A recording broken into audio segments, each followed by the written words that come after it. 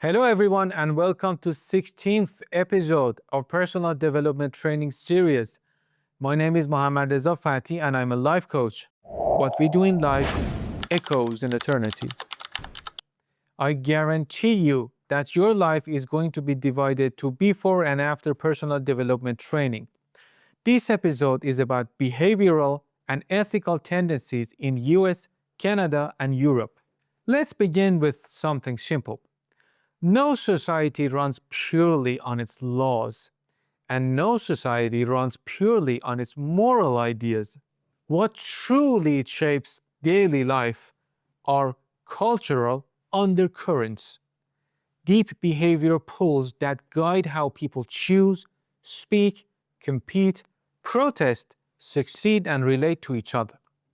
In the United States, Canada, and most of the Europe, these currents are powerful.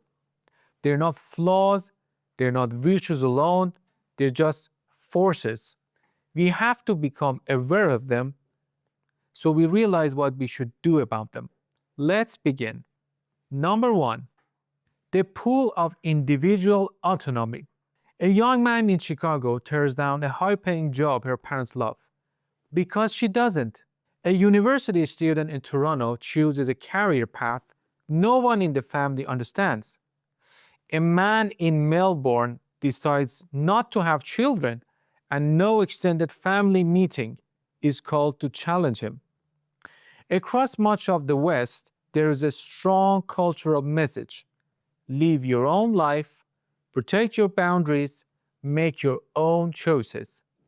There is this tendency that privacy is respected, personal space matters, even family bonds often stop at the edge of autonomy. In the United States, this value is especially pronounced. In Canada and Northern Europe, it is equally embedded, though sometimes expressed more quietly. The strength of this pull creates independence, but it also can create distance. Freedom is abundant. Belonging must often be built intentionally. Tendency number two, the pull of rule orientation. Imagine standing in line in Berlin. No one cuts, no one negotiates, no one asks for exceptions. In many Western European countries and in Canada, systems matter. Contracts are followed, regulations are respected, and professional roles are separated from personal relationships. You may personally know the hiring manager, but that doesn't mean that your job is guaranteed. You may disagree with the policy, but still follow it. The system is not perfect, but it is expected to function without personal interference. Fairness in this context is procedural. This orientation builds predictability, but it can also feel rigid. Number three, the pull of direct communication. In Amsterdam, someone may say, I disagree. In New York, no is often just no. In many Western settings, clarity is valued over subtlety. Criticism is given openly and feedback is expected. Ambiguity can feel inefficient. Transparency is interpreted as respect. Yet directness can feel cold to those with more indirect cultures, and blunt honesty sometimes overlooks emotional nuance. Number four, the pull of equality sensitivity.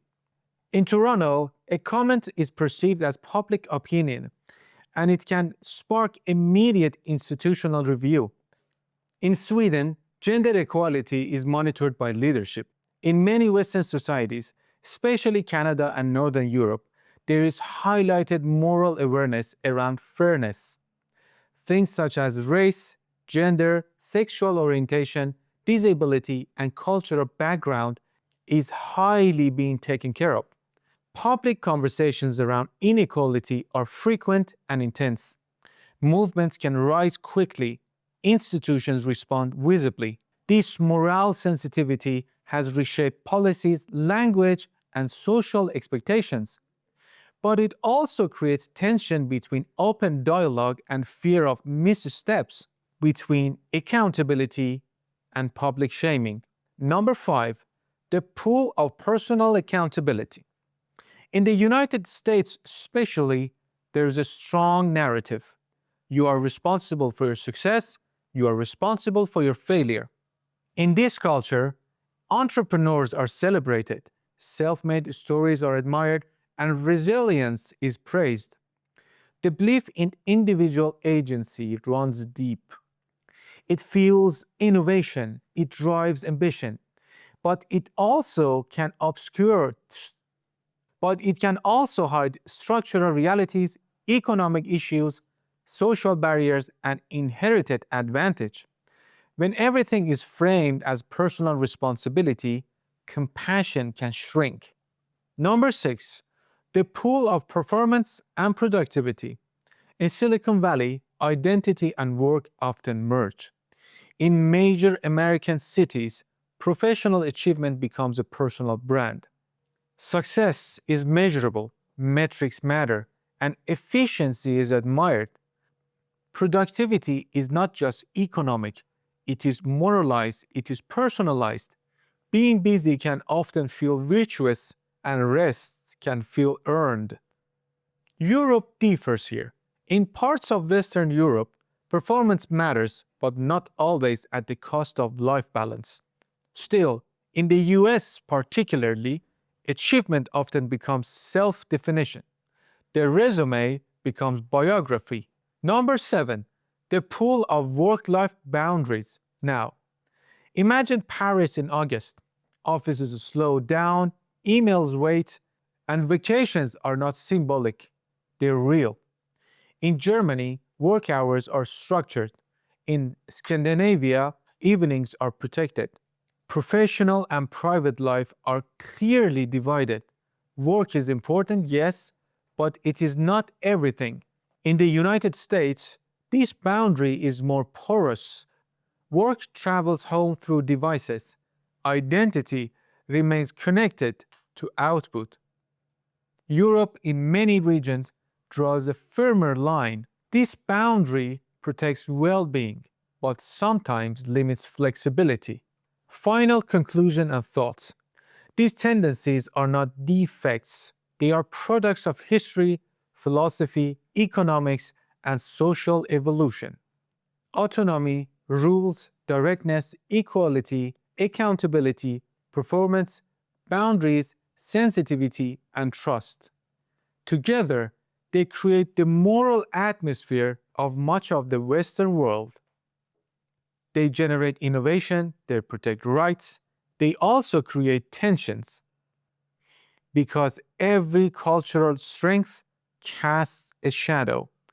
And understanding a society is not about judging its tendencies, but recognizing the invisible forces that shape how its people live, speak, strive, and define themselves.